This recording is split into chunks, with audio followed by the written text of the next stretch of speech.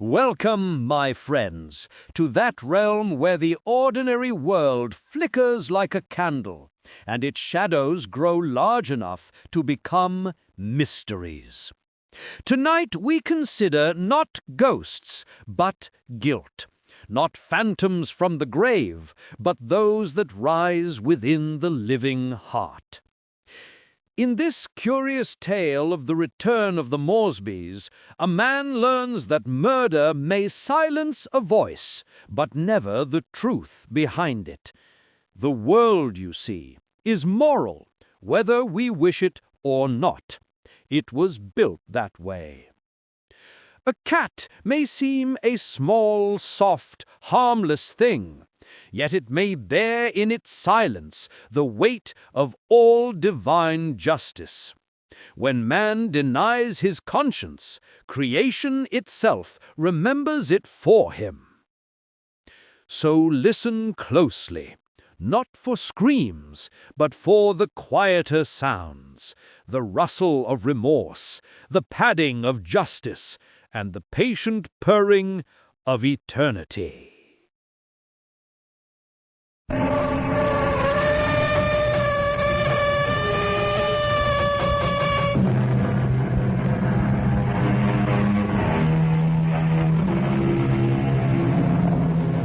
Come in. Welcome. I'm E.G. Marshall.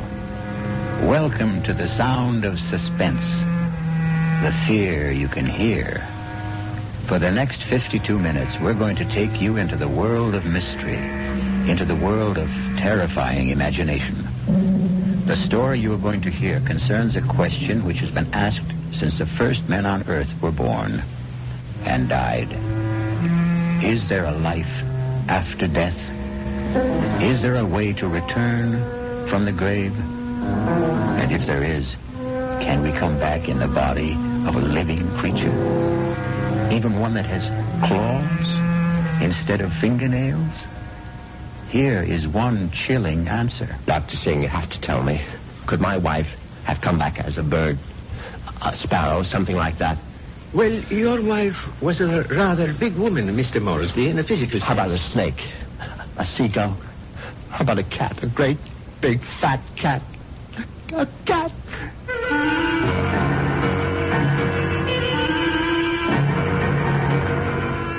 Our mystery drama, The Return of the Moresbys, was written especially for the Radio Mystery Theater by Henry Slessor and stars Patrick O'Neill.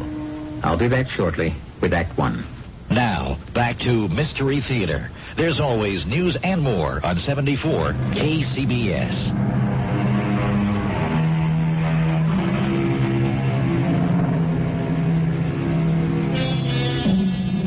Now here is Act One. Like all murder stories, sooner or later, it reaches the office of a daily newspaper.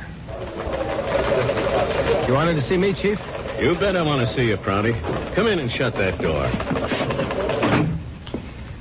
I bet I know what it's about. That story I filed on Richard Moresby, right? I got a flash for you, Prouty. This is a newspaper office, not a fiction magazine. You take this story of yours and see if you can sell it to Weirdo Digest or something.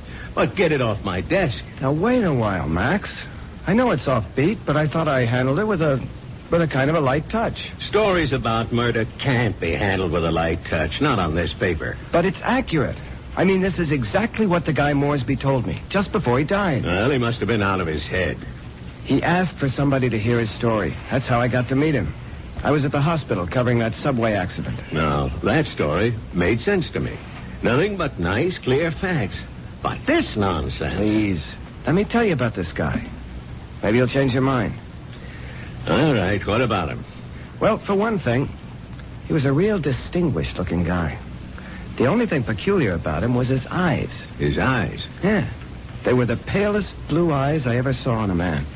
They weren't really blue at all. They're like silver. Big deal. So he had silver eyes. And when he started to tell me about himself, well, I just had to hear the whole story, Chief. Yes, I was born in London, but my family moved to the States when I was young. They didn't improve much on the climate when they did. We lived in Vermont. I don't think I was ever warm enough until the age of 24 when I moved to Southern California. I lived on beaches. a superb swimmer, a superior surfboarder, and a terrible bum. It was on the beach at Malibu that I met the woman who was to become my wife. Her name was Una. She was as pale as a gardenia with bones. Una had more bones than any other woman I've ever met. Lovely day, isn't it? I beg your pardon? I said it's a beautiful day. I don't think I've ever seen the ocean look prettier. Frankly, the Pacific always looked a little muddy to me. I wonder if that's what Balboa said when he first saw it. Well, he probably said, what a great place for surfing. Ah, I see you have a surfboard. Yes, as a matter of fact, I think I see a wave that I like. Will you excuse me? Oh, I wish I had the nerve to try it. Yeah, you really should. Well, bye now. Maybe I'll ask my chauffeur to teach me. I'm sorry. What did you say? Charles, my chauffeur. He's very good at sports. Come to think of it, that wave doesn't look so good after all. By the way, my name is Richard. Richard Moresby. How do you do? My name is Una.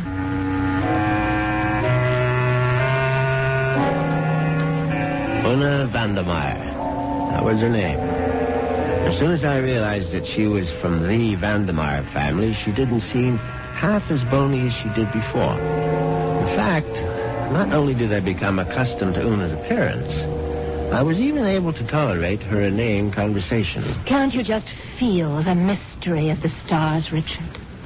Sometimes I feel their vibrations as if they're trying to communicate with me. Do you ever feel that? Well, sometimes, I suppose. I really think we must be one with the universe, don't you? I really believe there's just one great universal soul, and we're all part of it. Don't you think so, too? Yes, of course. Right on, as they say.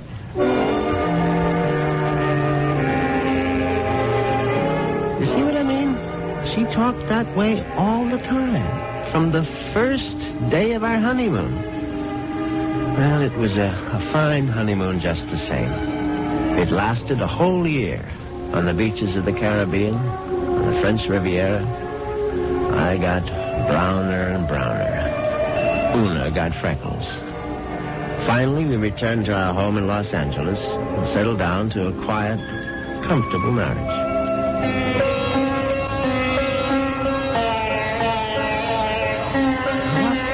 Earth is that you're playing? It's sitar music, darling. Oh, it's just so spiritual. What made you buy the record? Well, Dr. Singh recommended it. Who? Dr. Singh, at the Temple of Metapsychosis, you know. The Temple of what? Metapsychosis. I told you about joining the temple last week. Oh, Richard, sometimes I think you don't listen to me. Now, as you may know, Southern California abounds in quasi-religious organizations. And she'd gone through a number of them without discovering the universal soul at any of their altars. Darling, please come to one of Dr. Singh's lectures. He's such a magnificent speaker. He emits such vibrations.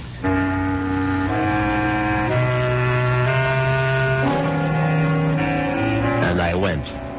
You see what an obliging husband I was?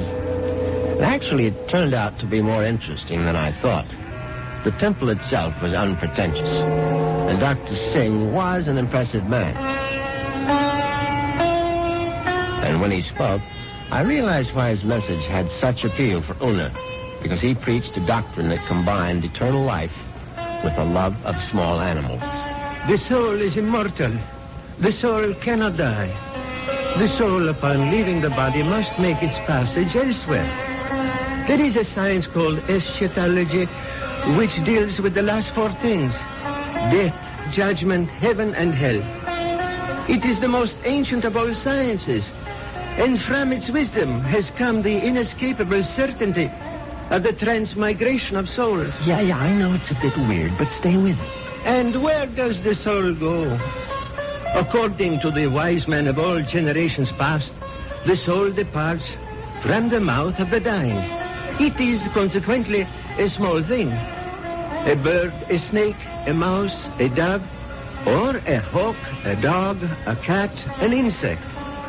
For these small creations of God are empty vessels placed upon earth for only one purpose, to house the departing souls of humanity, so that they need not wander forever in a trackless eternity. Yeah, it's pure rot, of course.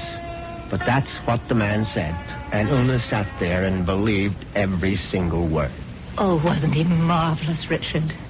Isn't it wonderful that the soul never dies?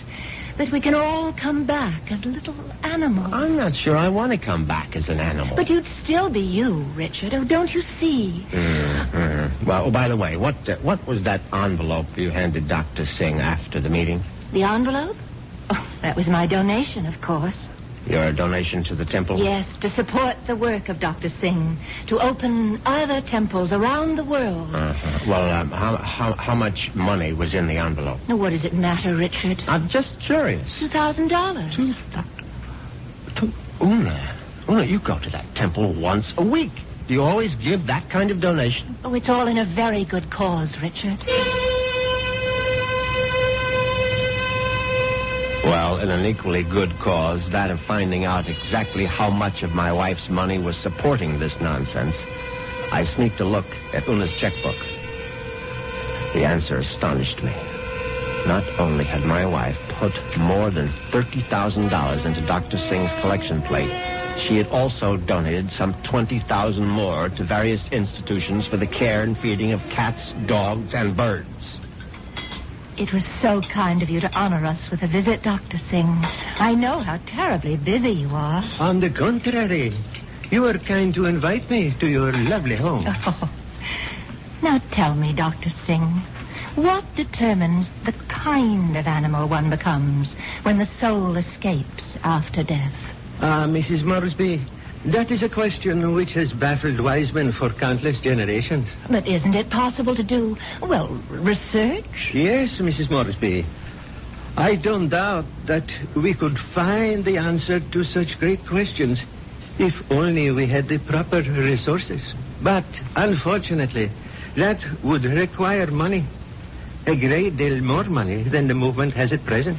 Well, it seems to me you don't do badly.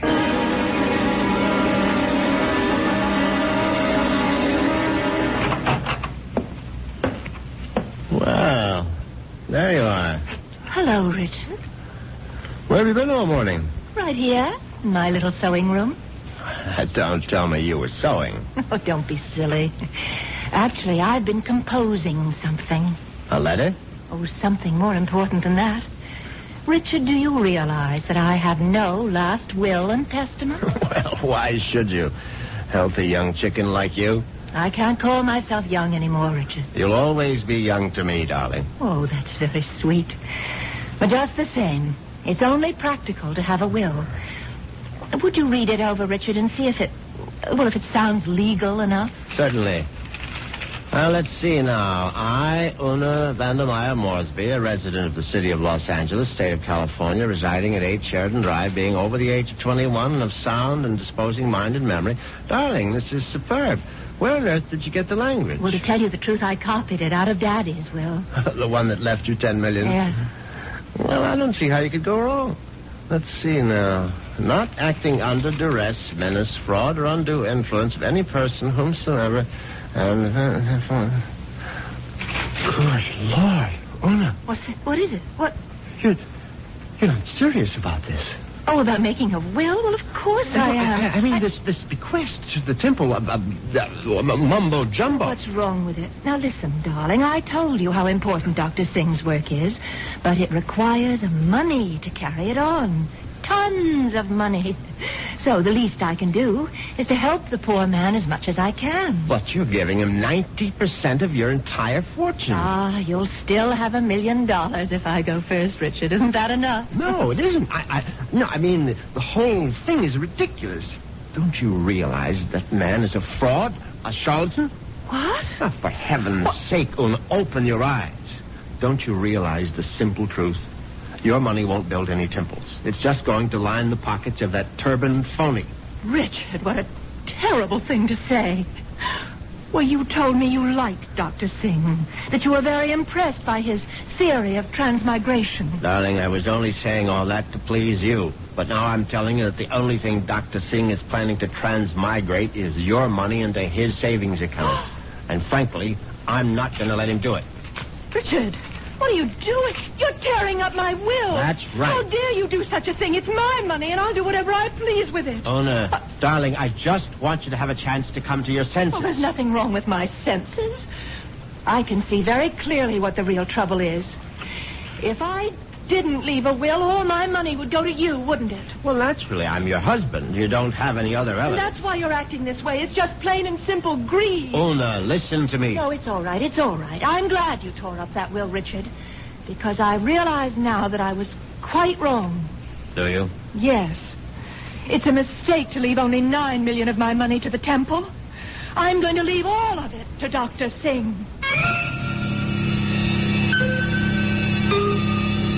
When Una actually drafted that incredible document and called our attorney for a Monday morning appointment, I realized that I had to do something very drastic before the weekend was over. I had to kill my poor, misguided wife. I had to make her one with the universe.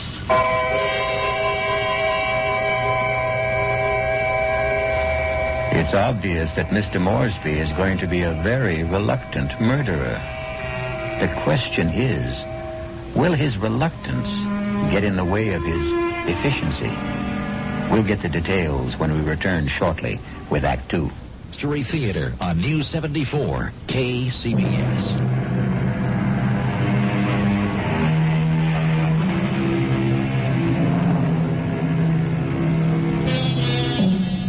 Now let's return to Richard Moresby. In order to find him, we'll have to search the highway, for Richard has taken his white Jaguar out for a spin. But there he is now. On Saturday morning, I took a little spin in my XKL. I did some thinking on the open road. I didn't want to kill poor Una, of course. The whole idea was repellent. But on the other hand, the thought of Dr. Singh spending the fortune that was rightfully mine was even more abhorrent. However, I decided I would make one more stab at a reconciliation. Darling, may I come in?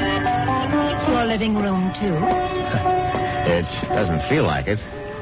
Matter of fact, I've felt like a stranger in this house for the past 2 days. I suppose that's my fault. Well, you haven't been exactly cordial, have you? I've hardly been home, Richard. I spent all day yesterday at the temple and all morning at the pet rest kennels. And how are all the little souls doing?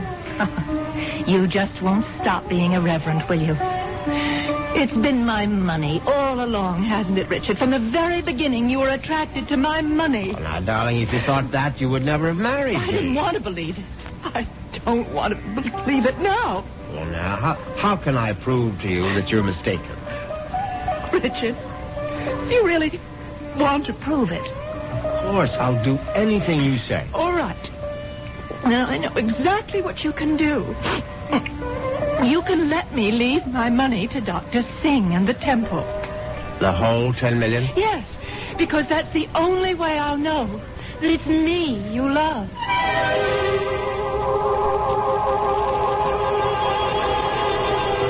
Well, you can't say I didn't try. But Una's decision now left me with absolutely no alternative. I was still deeply unhappy about the necessity of taking her life. However, fate was kind to me that very afternoon. Now you're sure that you want me to continue reading, Richard? Of course, darling. Well, I'm sort of embarrassed about this part. It's a paper that I wrote myself. Something you wrote? Yeah, I wrote it this morning. I was going to show it to Dr. Singh. It's it's a sort of a poem. It's called Death. Snappy title. Hope I can read my own handwriting. Death has become nothing to me. Death holds no fear for me. Come, death, I welcome you. Lead me to the woods, the waters, the air above the earth. Come, take me, death. Your touch is kind. Richard? Oh, Richard, why do you look like that? Is it really that terrible? Oh, terrible. Oh, no, my darling, it's beautiful. Do you mean it? You must give it to me, Una. I must have it. You like it that much? Yes, I certainly do. Oh, well, I'll type it up for you, Richard. No, I must have the original. Now, just the way you wrote it. Oh, darling, I'm so flattered. What will you do with it? Oh, I'm going to put it in a frame, of course. And I know just where I'm going to hang it.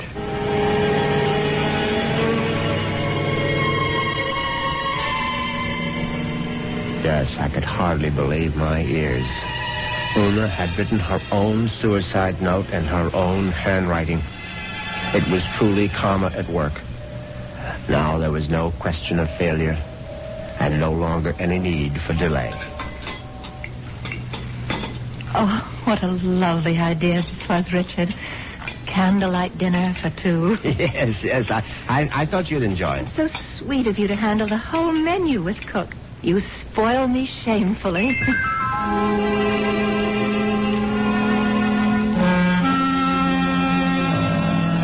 And that night, I spoiled her just a bit more by bringing hot cocoa to her in bed. Oh, Richard, you shouldn't have bothered. But I know how you like your hot cocoa before retiring, Una. You can't get to sleep without it. No, but Parker could have brought it to me. Oh, no, this was something I had to do myself. Oh. No, drink it down now. Yes. I'm drinking it. Does it taste all right? Oh, it tastes just fine.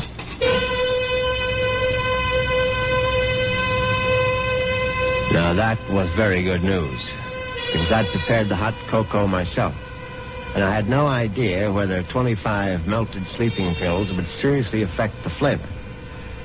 Finally, Una was all tucked in for the night. I went into my study, picked up the poem she had written for Doc to sing, and brought it to the bedroom.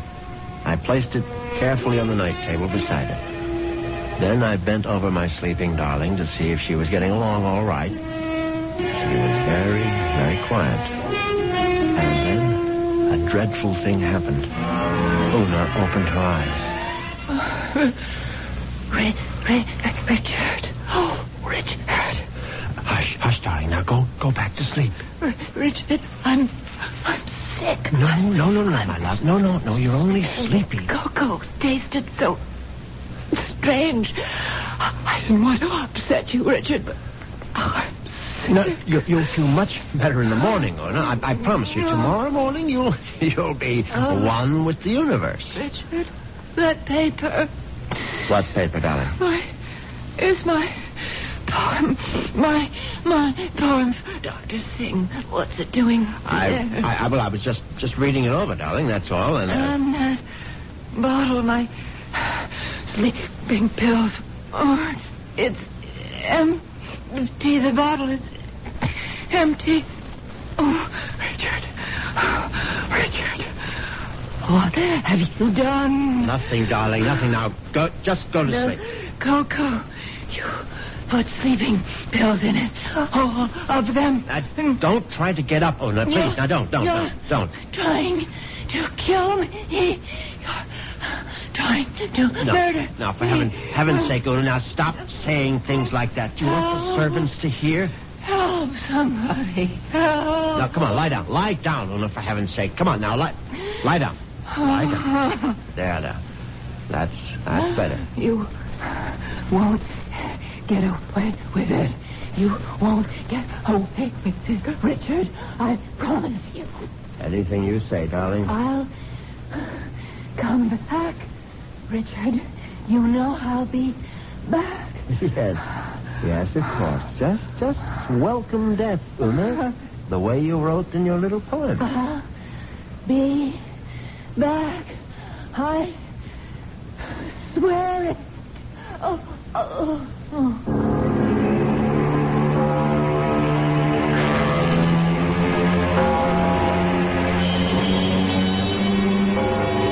funeral was held 2 days later. It was a magnificent occasion, of course. I gave Una a farewell that was consistent with her vast fortune. Everything was the best. Coffin, flowers, preacher, everything. Her burial place was one of the choicest bits of real estate at Forest Lawn. The only discordant note was the fact that Dr. Singh insisted on saying a few words at the service. They were familiar words, but frankly, they gave me a slight bit of a chill. The body of Una Moresby is dead, but her soul lives on. The soul cannot die. The soul is immortal. It has left the earthly remains of this woman and has sought the body of a small living thing. There it will abide until the Almighty is ready to choose its next home. Mourn not the end of Una Moresby, for there is no end. I couldn't help congratulating myself on how well everything had gone. When I called for medical attention the night of Una's death, the physician was only too ready to declare her a suicide. The police had to be informed, naturally, and they, too, agreed with the doctor's verdict. Una had died by her own hand, and she had died without a will. There was simply no question that the matter would be probated in my favor.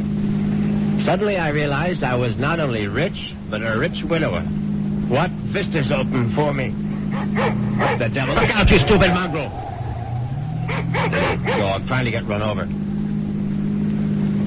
I admit I was shaken up by it. It was sort of a coincidence, you know? Right after the funeral and all that.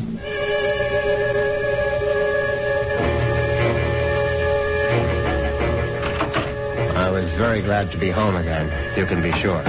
Excuse me, Mr. Moresby. Yes, Parker? Cook is worried about the raccoon, sir. The what? There's been a raccoon at the kitchen door all morning, and Cook is badly alarmed, I'm afraid. I've tried to scare it away, but it keeps returning. A raccoon, for heaven's sake? Why don't you just shoot it and make a coat out of it? I was wondering if you wished me to call the game warden, sir. Oh, please, Parker, do whatever you please about it. I'm going to take a nap. Yes, sir. Very good, sir.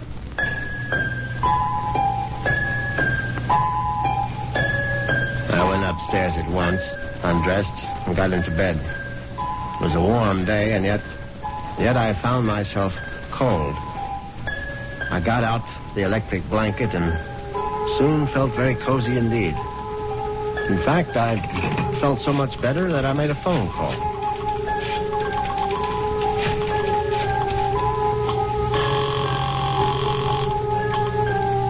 Hello. May I speak to Rachel? Thank you very much. Hello, Rachel? Yeah, who's this? Rachel, you probably don't even know my name, but it's Moresby, Richard Moresby. Huh? You met me at the club numerous times.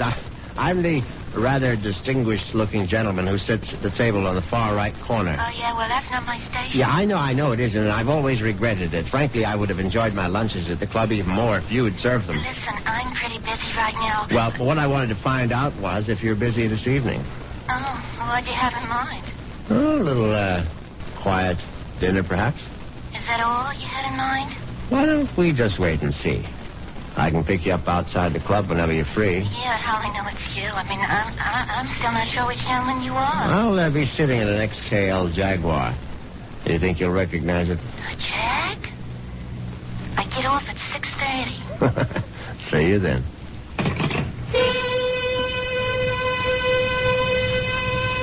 Yes, I was feeling very good now. Very good indeed. I would have drifted off into a pleasant sleep except for one thing. For a moment I thought a bomb had gone off in the room. Then I realized it was nothing more than a bird.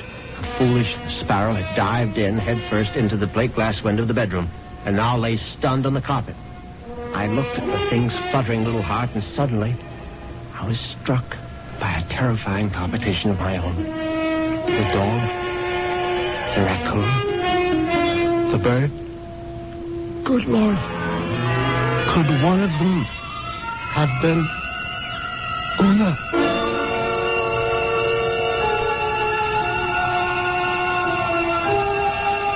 Has Una Moresby returned from the grave? Nonsense. Such things don't really happen. But perhaps we should reserve judgment until I return shortly with Act 3.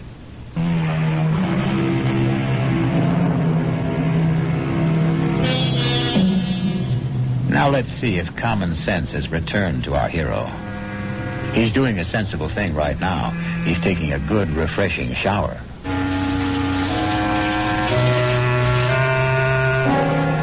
By the time evening came, I was feeling better. All my peculiar notions about Una's animal reincarnation seemed ludicrous as I stood in front of the shaving mirror. I thought about the delicious young woman that was waiting for me at the club. I'd admired Rachel's way with a tray for months, but ever faithful to my wife, I hadn't done more than gaze from afar. But now, things were going to be different. Yes, who is it? It's Parker, sir. Yes, come in, Parker. It's all right. Excuse me, sir. A bit of emergency in the kitchen. Well, what is it? A snake, sir. A what? Cook insists that there's a snake curled up in the telephone wire. Oh, that's ridiculous, Parker. Cook says it's there, Mr. Moresby. They do get into the house sometimes. Well, tell Cook she's seeing things. Tell her to stop nipping at the cooking sherry, and she'll soon stop seeing snakes. Yes, sir. What was that? I would guess it was Cook, sir. Oh, for heaven's sake, go down and see to it, Parker. I'll try, sir. But I'm not very good with snakes, sir. Well, what do you think I am, an expert?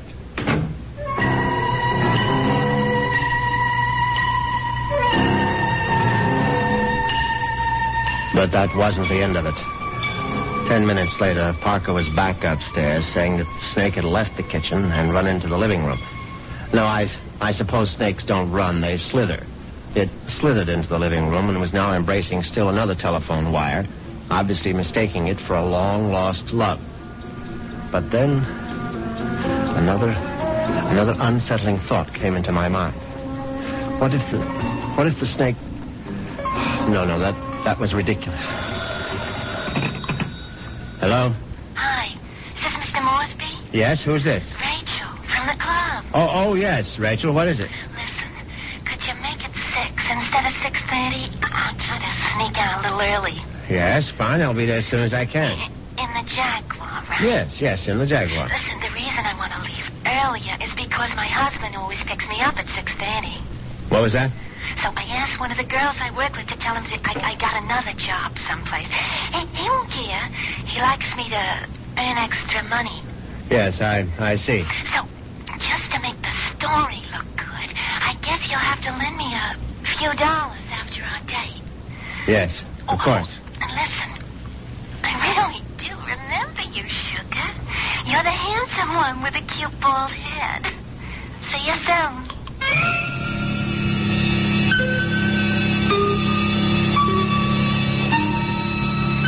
As it happens, I have a very full head of hair. But distressing as Rachel's telephone call was, an even more disturbing thought intruded. The snake was in the telephone wire. What if the snake had been trying to listen in on the extension phone? I knew the idea was absurd, but I couldn't help a superstitious shiver of dread. In fact, I was so troubled that I decided to forego my date with Rachel, the waitress. It wouldn't matter anyway. She'd be angry at some man at the club with a cute, bald head. The next day, I did the only thing that really relaxed me. I went to the beach. It proved to be an excellent idea. I stretched out on the golden sand and let the sun warm me.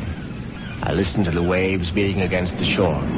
I listened to the haunting cries of seagulls circling overhead. Suddenly I was aware that the gulls which had been hovering over the water were now hovering over me. Now, instead of their cries being sad and plaintive, now they seemed menacing. I stood up hastily, but the gulls seemed to be increasing in number. I saw their sharp, pointed beaks, their raking claws. They were predators, of course. How many times had I seen them swoop into a dive and snatch up some poor fish out of the sea? And there was one seagull in particular. Its beady eyes seemed to be staring at me. No, it was my imagination, of course. I wasn't a fish. I was a man, but just the same, I found myself running down the beach. Running for dear life. And that's when I knew it was time to see a doctor.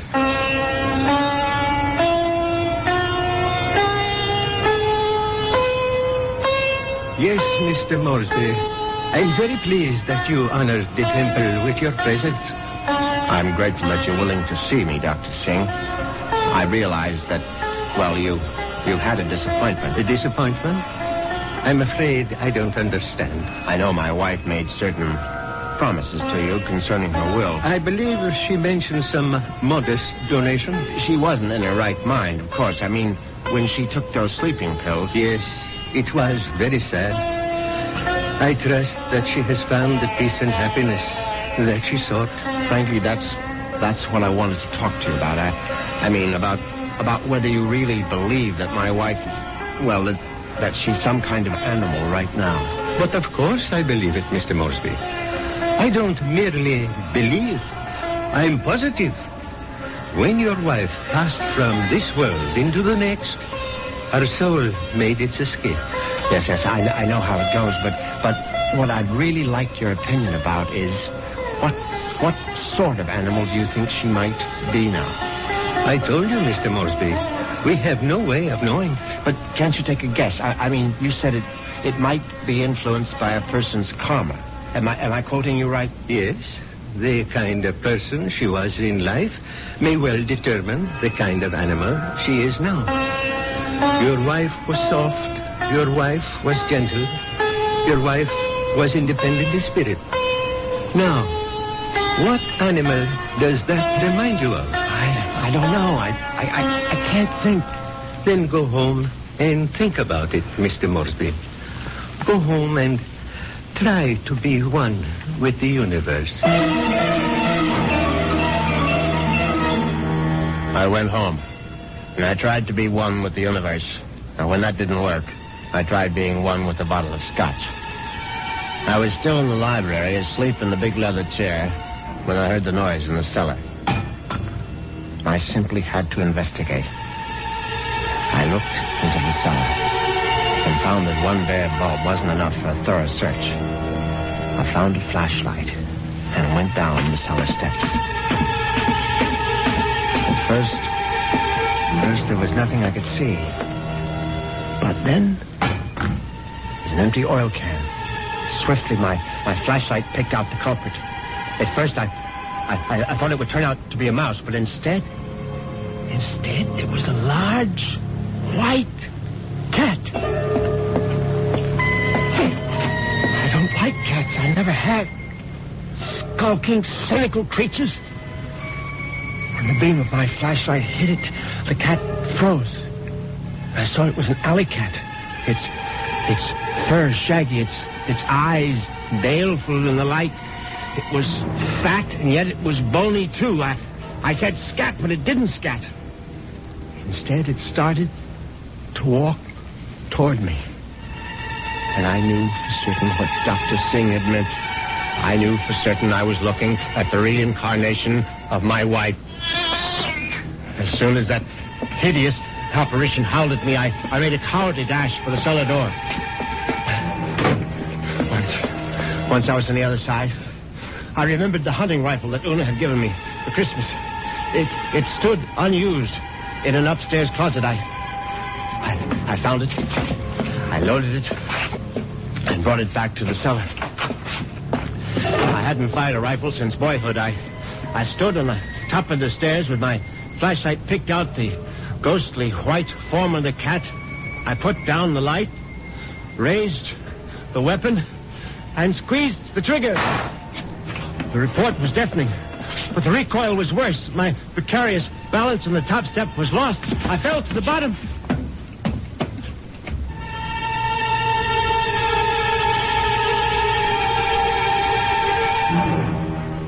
I tried to get up again, but the pain in my right leg was agonizing. I found out later that it's broken. But the cat was still alive. And it was regarding me. at eye level now. Its fur matted with plaster dust. Its eyes filled with hatred. I tried to crawl toward my fallen rifle. Just as I saw the creature advancing toward me, I screamed, "Una!" My hand was on the rifle now, grasping it too quickly in my panic. My fingers touched the trigger. The rifle went off again.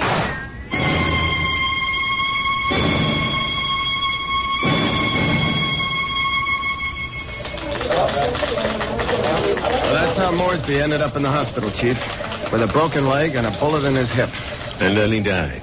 But I think he was telling the truth. You could see it in his eyes. His silver eyes, right? Yeah, his silver eyes.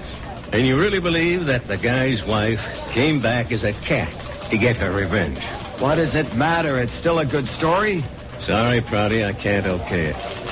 Well, what if I got more details? What if I talked to this Dr. Singh? If I went to the Moresby cellar and found that cat? And what would you do then? Ask her if she's Mrs. Moresby? I still think it's worth a try, Chief. I'll tell you what, Prouty. What are you doing for lunch? I hadn't thought about it. Well, think about buying my lunch. You? There's a pretty good restaurant right around the corner where the Moresbys live. Now, we can get a bite there and then check out that cellar.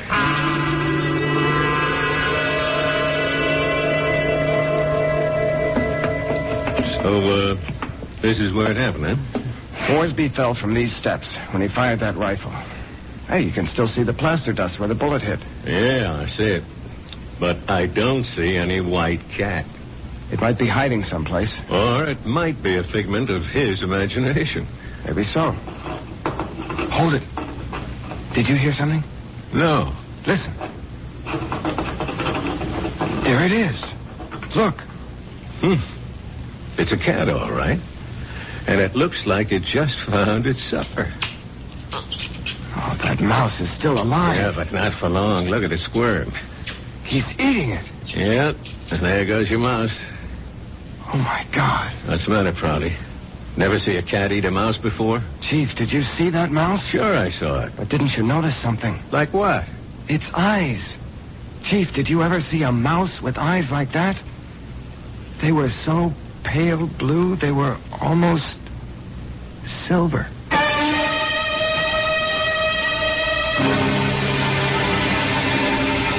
And so the cat and mouse game comes to an end. But according to Dr. Singh, there is no end. Perhaps Richard Moresby will have his turn next in another afterlife. I'll be back in a few moments.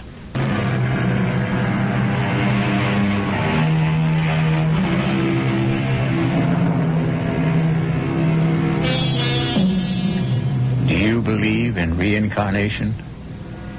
Do you believe the dead return? We have to believe it, because here we are, the reincarnation of radio drama.